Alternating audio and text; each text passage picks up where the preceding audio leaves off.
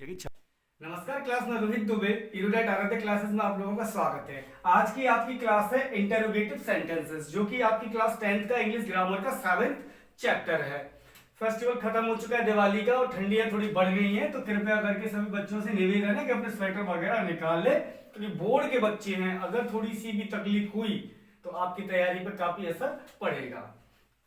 तो सबसे पहले बात आती है कि इंटरोगेटिव सेंटेंस होता क्या है। इंटरोगेटिव सेंटेंस को हिंदी में बोलते हैं हम प्रश्नवाचक वाक्य। प्रश्नवाचक वाक्य। तो जो प्रश्नवाचक वाक्य होते हैं तो इनका काम क्या होता है बच्चे? इनका काम होता है कि प्रश्नवाचक वाक्य में आप किसी से प्रश्न पूछोगे, भाई आप प्रश्न पूछोगे जब भी तुम उसको बोलेंगे प्रश्नवाचक वाक्य। तो इसी को अंग्रेजी में हम कहते हैं इंटरोगेटिव सेंटेंस। तो जो वाक्य प्रश्न पूछने का कार्य करते हैं उन्हें हम बोलते हैं प्रश्नवाचक वाक्य। तो ये दो टाइप के होते हैं। There are two types. जो हम प्रश्नवाचक वाक्य रहते हैं हमारे क्वेश्चन पूछने के, वो दो तरीके के रहते हैं। पहला हमारा रहता है बेटा डायरेक्ट क्वेश्चन। कौन सा? Direct question.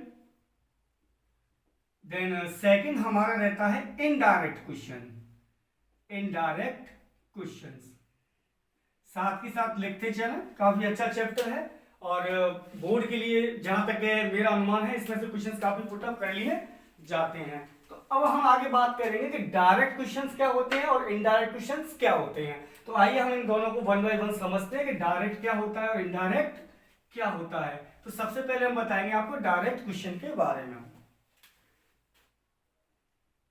डायरेक्ट क्वेश्चन, तो जो डायरेक्ट क्वेश्चंस होते हैं वो हमारे होते हैं यस नो टाइप में। किस टाइप में? यस नो टाइप में। मतलब इसमें जो हमसे आपका क्वेश्चन जो आपसे पुटअप किया जाएगा या जो क्वेश्चन आपसे पूछा जाएगा तो आपको उस क्वेश्चन का आंसर हमेशा यस और नो में ही देना पड़ता है। उसके लिए और हमारे पास कोई दूसरा चारा नहीं रहता है। तो इसका पैटर्न क्या रहता है? Yes no type. Yes no types. जैसे कि मैंने आपको एग्जांपल के थ्रू बता देता हूं। मैंने एक एग्जांपल लिया, are you reading a book. Are you reading a book.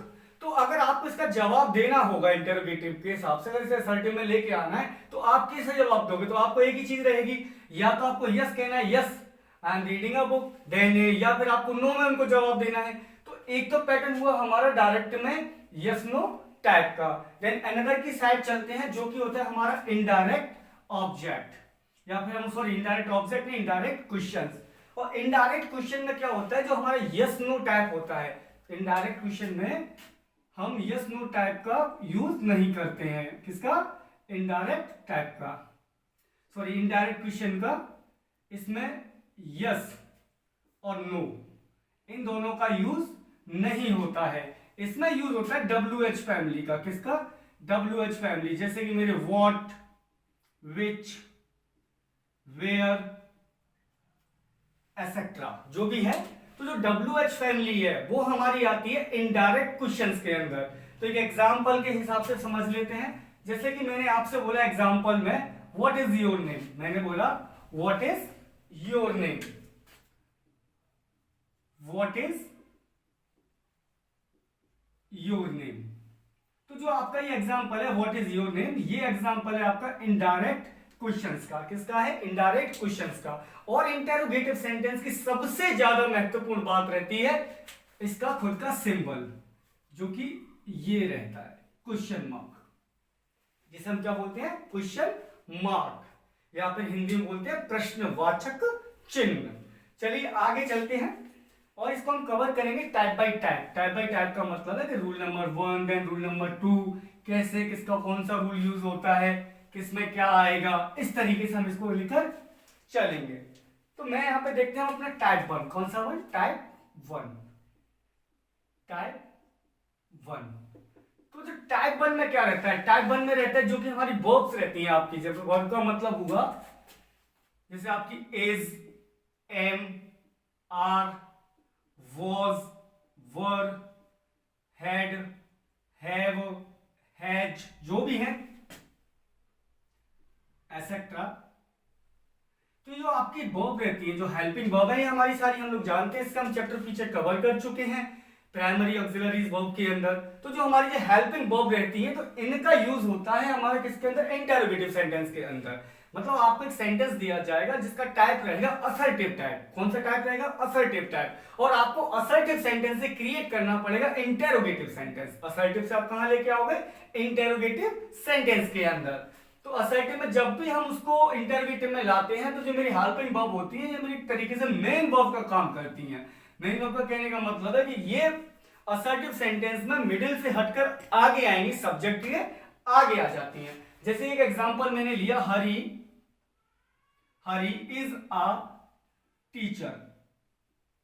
हरी क्या है, एक अध्यापक है। जो मेरा सेंटेंस है वो मेरा असर्टिव है या फिर अफर्मेटिव है या पॉजिटिव, मैं इस सेंटेंस को कुछ भी कह सकता हूं।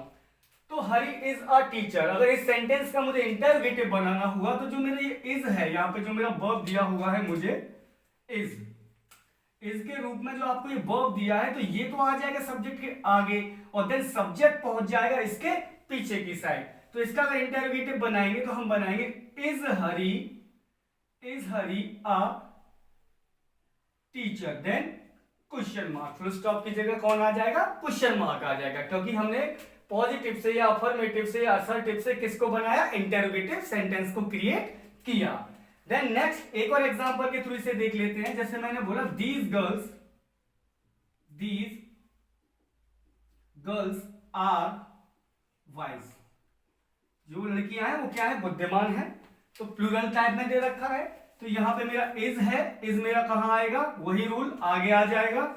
तो आर, फिर then these girls wise, then last में क्वेश्चन मार्क। आपको क्वेश्चन मार्क का बिल्कुल भी ध्यान नहीं भूलना है। अगर आपने अफर्मेटिव से इंटरोगेटिव बनाया, देन सेंटेंस के लास्ट में अगर आपने क्वेश्चन मार्क नहीं लगाया है तो वो करेक्शन में नहीं जाएगा, उसको काट दिया जाता है। तो आपको विशेष ध्यान रखना है अपने क्वेश्चन मार्क का। देन ये हमारा टाइप 1 है। अब आगे चलते हैं हम टाइप 2 की ओर। पेन कॉपी साथ में लेते चलिए, काफी अच्छा चैप्टर है, कम से कम ज्यादा नहीं 1-2 नंबर का तो आता ही आता है बोर्ड में, तो आप थोड़ा ध्यान से इसे देखते हुए करिए। देन टाइप 2, अब हम चलते हैं टाइप 2 की ओर। टाइप 2, तो जो मेरा टाइप 2 रहता है, तो टाइप 2 में क्या है, मेरा ऑक्सिलरीज वर्ब। आपने देखा होगा primaries verb, then auxiliary verb, then main verb, sorry primaries verb, auxiliary verb, then modal verbs. ये जो वर्ब्स रहती हैं, तो सेकंड जो टाइप है इन वर्ब्स पे ही काम करता है। जब भी ये मेरी वर्ब्स आएंगी तो इन्हें भी, इनको अभी जो यूज होता है इंटरोगेटिव बनाते टाइम, तो हम क्या करते हैं ना, सब्जेक्ट से पहले ले लेते हैं। अगर किसी सेंटेंस में मानो एक साथ प्राइमरी वर्ब और मॉडल वर्ब दोनों का यूज हुआ हो, प्राइमरी वर्ब और मॉडल वर्ब का, तो उस समय भी हमें क्या करना है, जो कि वर्ब है आपकी मॉडल, उसे हमें आगे की ओर लेके आना है इंटरोगेटिव बनाते समय। तो एक एग्जांपल ले लेते हैं, एग्जांपल के अकॉर्डिंग आपको बेटर समझ में आएगा। तो जैसे मैंने एग्जांपल लिया कि he will be sleeping now, he will be sleeping now. तो हमारा पॉजिटिव सेंटेंस है, इंटरोगेटिव बनाना है, वही कॉन्सेप्ट सेम। विल आपका आगे की ओर आ जाएगा और सब्जेक्ट यहां से उठकर विल के बाद जाएगा, तो इसका इंटरोगेटिव बनेगा आपका will, he, then be, then sleeping now, then question mark। then एक और एग्जांपल ले लेते हैं मॉडल वर्ब के अकॉर्डिंग। तो जैसे मैंने बोला he might be coming just now। Positive है सेंटेंस हमारा सॉरी, मुझे कन्वर्ट करना है इंटरोगेटिव में, वेरी इजी। माइट मेरा एक मॉडल वर्ब है, ये आगे आ जाएगा, देन ही है, ये माइट के बाद जाएगा, तो माइट ही बी, फिर then coming just now, then question mark. मैं आपसे बार बार कह रहा हूं, आपको इस चीज का बहुत ध्यान रखना है कि जब हमारा सेंटेंस फिनिश हो जाए, अगर पॉजिटिव से या अफर्मेटिव से इंटरोगेटिव में मैं उसे बना लूं, तो उसके फुल स्टॉप की जगह क्वेश्चन मार्क का यूज होगा ही होगा। बच्चे काफी जल्दबाजी में करते टाइम इस चीज पे ध्यान नहीं देते हैं और वो सेंटेंस तो कन्वर्ट कर देते हैं। फिर एग्जाम टाइम पे बाद में बोलते हैं कि सर हमने एग्जाम तो पूरा किया था, सेंटेंसेस को चेंज भी किया था। इंटरोगेटिव में नहीं, बाकी के भी चैप्टर में ये बच्चे का माइनर मिस्टेक्स होती हैं, और माइनर मिस्टेक ही मेजर मिस्टेक्स को क्रिएट कर देती है। तो आप लोग इस चीज का ध्यान रखिए। देन आगे चलते हैं हम टाइप 3 की ओर। तो टाइप 3 में मेरा क्या रहता है, मेरा प्रेजेंट इंडेफिनिट टेंस का जो वर्ब रहता है वो मेरा यूज होता है टाइप 3 में। तो अब चलते हैं आगे टाइप 3 की ओर। तो टाइप 3 में क्या है, मेरा प्रेजेंट इंडेफिनिट टेंस रहता है। प्रेजेंट इंडेफिनिट टेंस है, प्रेजेंट इंडेफिनिट टेंस में वर्ब की फर्स्ट फॉर्म का यूज होता है। देन वर्ब की फर्स्ट फॉर्म के साथ साथ मैं लिख देता हूं, एक मिनट रुकिए जरा, प्रेजेंट इंडेफिनिट टेंस। तो टाइप 3 में हम बात करेंगे किसकी, प्रेजेंट इंडेफिनिट टेंस की। तो जो प्रेजेंट इंडेफिनिट टेंस टाइप 3 के अंदर आता है, तो इसका यूज क्या रहता है, इसमें यूज होता है डू और डज का। किसका, डू और डज का। और ये चीजें हम पीछे बता चुके हैं चैप्टरों में, तो आप पीछे जाके वीडियोस को देखें। और देन स्टार्टअप से आप जब ग्रामर को कंप्लीटली करोगे तो आई एम श्योर, जहां तक कि मैं अपना अनुमान लगा सकता हूं, आपको बेटर समझ में आएगा। तो डू, अब यहां पे प्रेजेंट इंडेफिनिट में यूज हो गया डू और डज का। तो जो डू है वो मेरा यूज होगा प्लूरल के लिए। किसके लिए, प्लूरल के लिए। देन डज है, और डज मेरा यूज होगा सिंगुलर के लिए, सिंगुलर के लिए।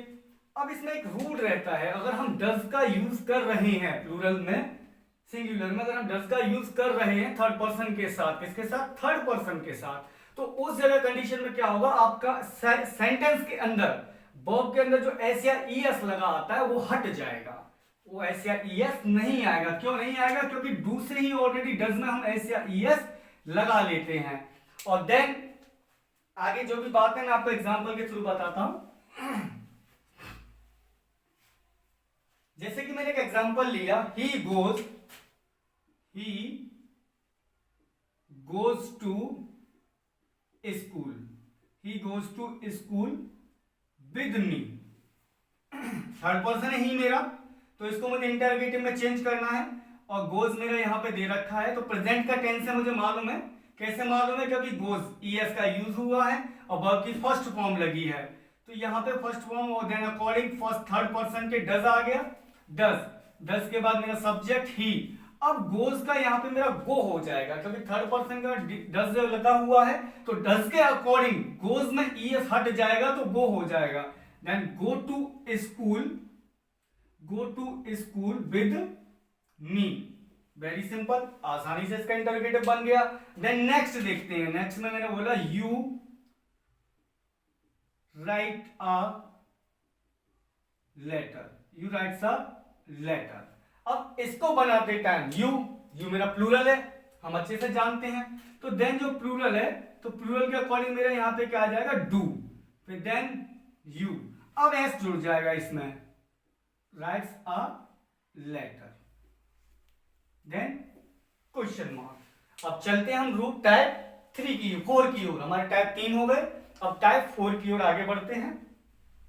हम चलते हैं टाइप 4 की ओर। कौन सा, टाइप 4, ये आपका लास्ट है इसका, टाइप 4।